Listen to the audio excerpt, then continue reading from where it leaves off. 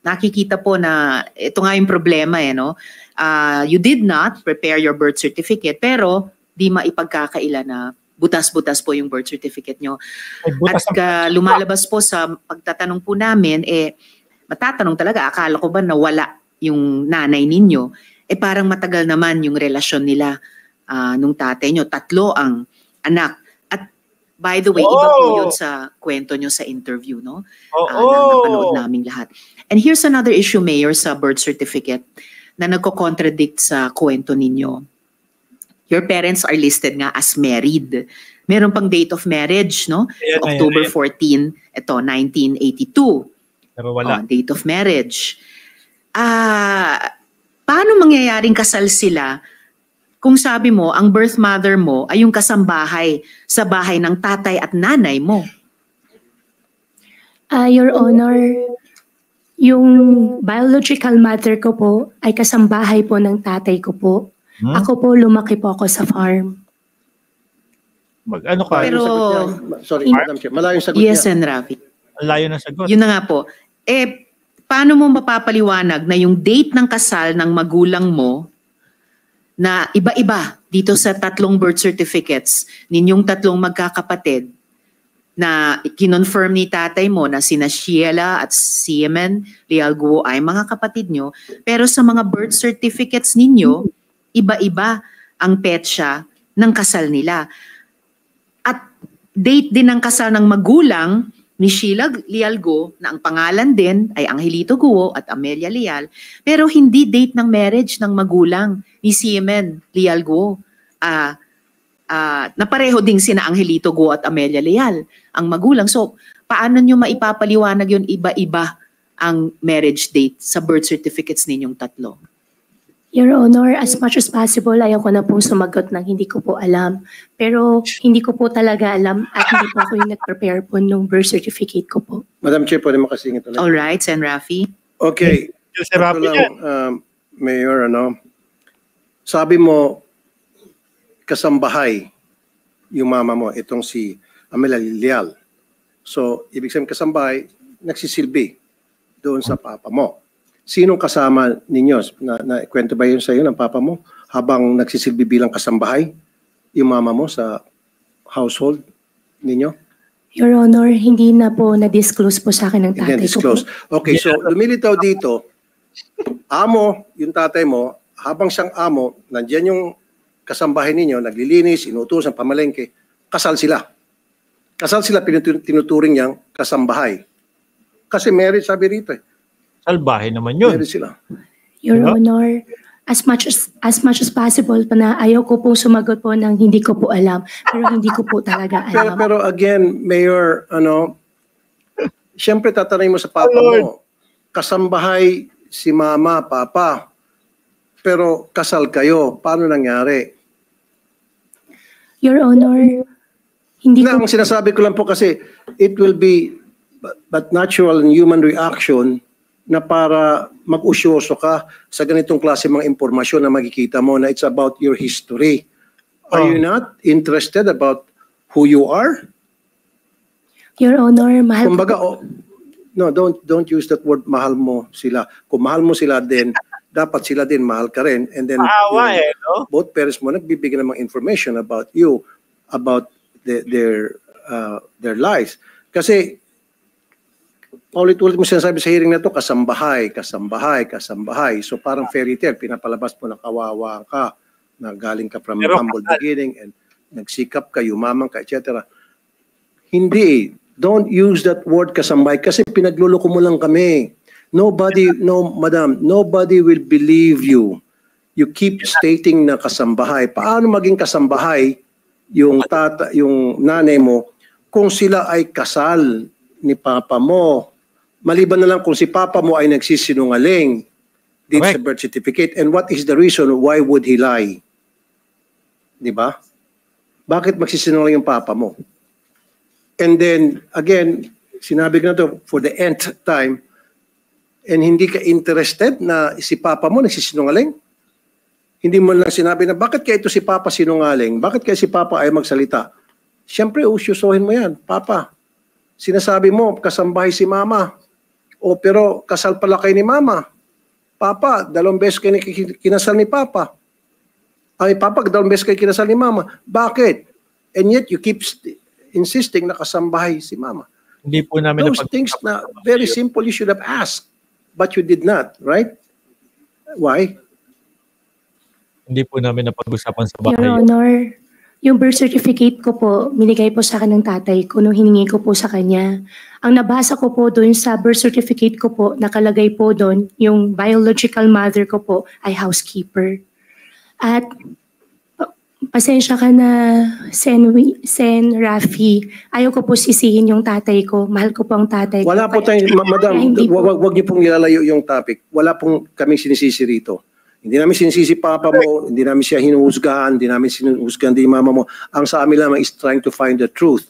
In this case, while we're trying to find the truth, parang lumilitaw, maraming butas yung mga statement mo, nagsisinungaling ka, may tinatago ka talaga. Sen. Rafi, just Thank you, to ma'am. at this point acknowledge the presence of the Senate President Pro Tempore, Sen. Jinggoy Estrada. Salamat sa pagdalo. Jinggoy, nandiyan na din. Sana maintindihan mo, Mayor Go. Kasi ang ginagawa mo, nililihis mo eh. Kukuha ka ng simpatiya sa publiko eh. Kasi that's what the public really wanted to hear, na yung mga sad story, mga fairy tales, mga teleserye, gusto mong pumunta doon eh. Pero no, wag mo kami lisin doon. We know better. Okay? You cannot use that. Wag ka magpapakaawa dito po, Mayora.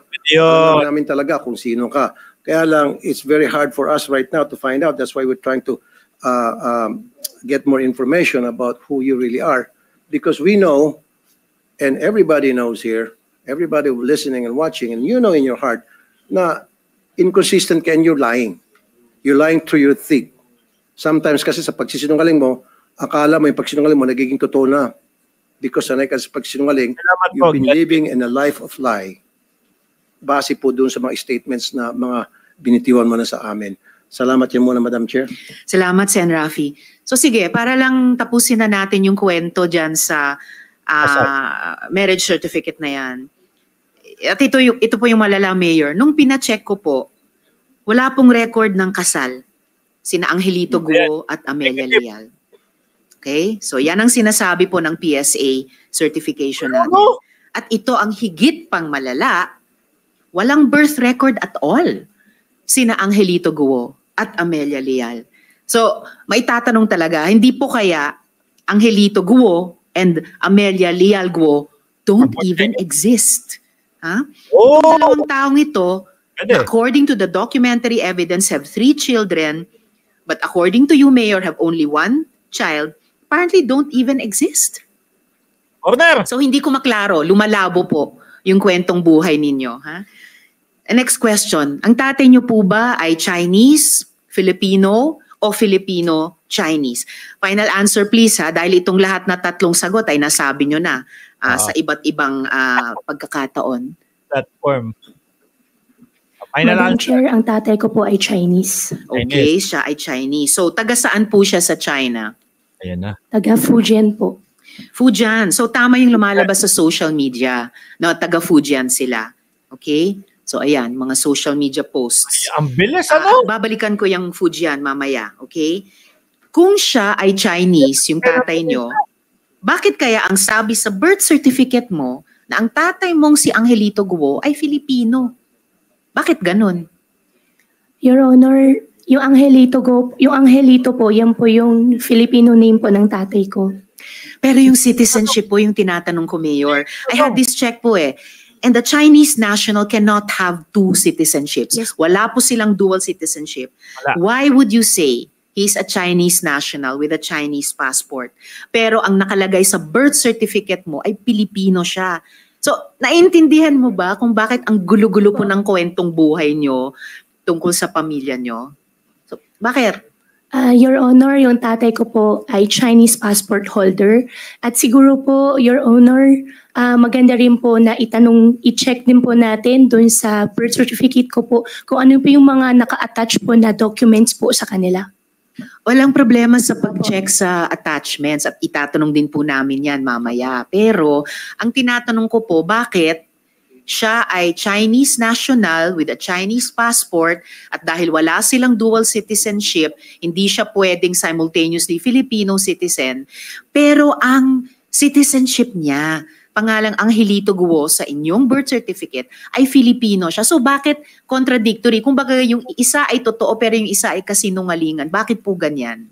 Your Honor, ayoko po magsinungaling. Ang tatay ko po ay Chinese at hindi po ako yung nag-prepare po ng birth certificate ko po.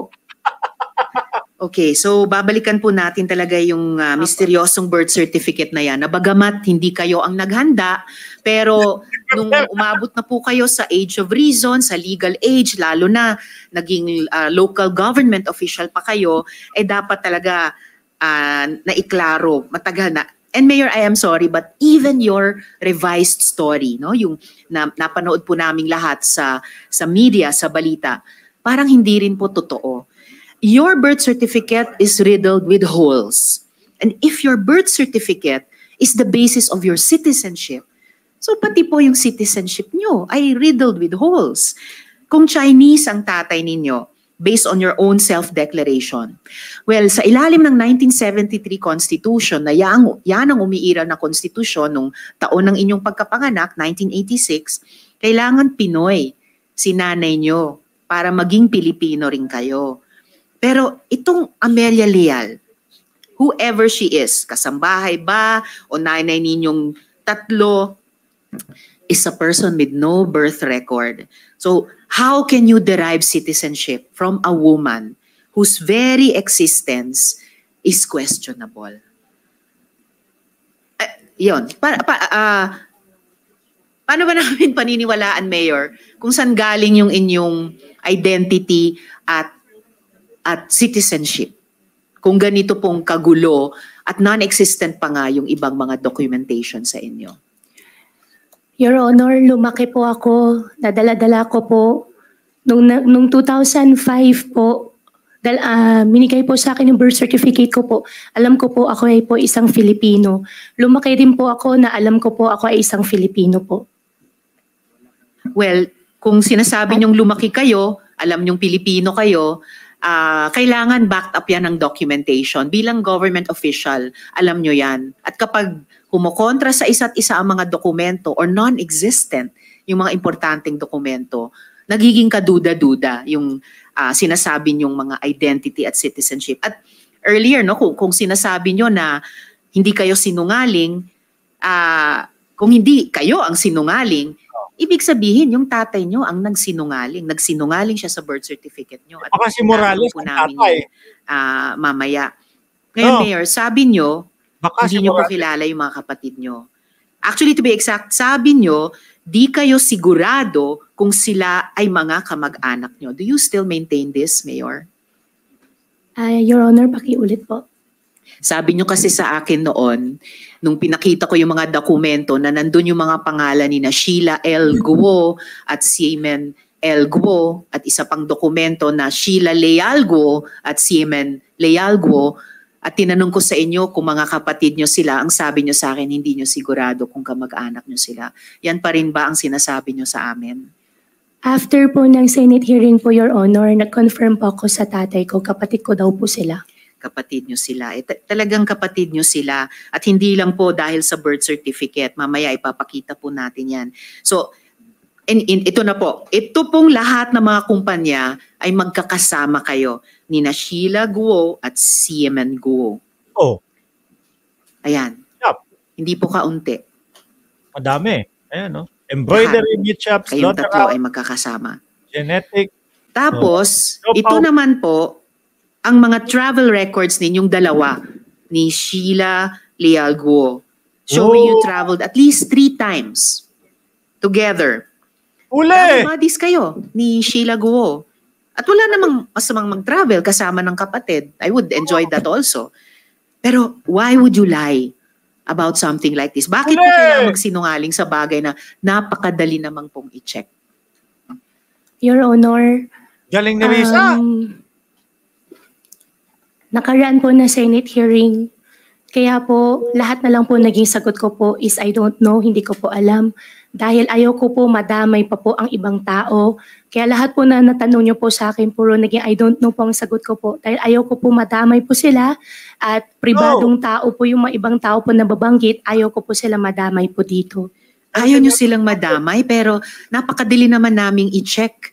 Kasi of public record, itong mga public documents na ito. Actually, lalo silang nadadamay sa inyong pag-iwas, sumagot, or pagbigay ng sagot na hindi pala totoo, kundi mga kasinungalingan. Okay, Mayor, dako na po tayo sa Baofu. So, please help me understand this. No? Sabi nyo, kayo po ang bumili ng lupa kung saan nandoon ngayon ang Zunyuan na dating Hongsheng. So, pero alin po ang nauna? Ang pag-incorporate ng Baofu o ang pagbili nyo ng lupa? Kasi sabi nyo po sa interview nyo, 2018 nyo binili yung lupa. Pero bakit ang mga titulo ay lahat sa pangalan ng Baofu na nung 2019 lang incorporated? At ang deed of absolute sale sa lupa ay sa pagitan ng Baofu at ng mga private owners noon. So, ito po, isang example nga. Absolute deed of sale. Baofu, tapos yung dating private owner. Baofu Land Development. So, ano ba alin ba ang nauna? Baofu ba o yung pagbili ng mga lupa? Your Honor, nauna po yung pagbili po ng lupa. Yung lupa po, nabili ko po sa mga private po na tao. Installment ko po binili sa kanila. Tapos nung pumasok po ang Baofu, pumasok po yung mga Chinese po na investors po. Yan po yung naging pinakapuhunan ko po sa kanila. Kaya diretso na po yung naging transfer po ng title. So ngayon, sinasabi nyo na unang ma-incorporate ang Baofu, sumunod yung pagbili ni nalang lupa. Hindi po, Your Honor. Nauna po yung lupa po. Kasi nabili ko po yung lupa po na installment. Kailan nyo binili yung lupa? 2018. 2018. Opo. So, bakit Baofu ang pangalan dito? Hindi pangalan nyo at yung dating private owner? Direct na po yung naging transfer po, Your Honor. Hindi po siya deed of sale, deed of, ano tawag doon? Contract to sale po. Ang naging kontrata po namin doon sa private owner po. Okay, and in fact, may kopya nga kami ng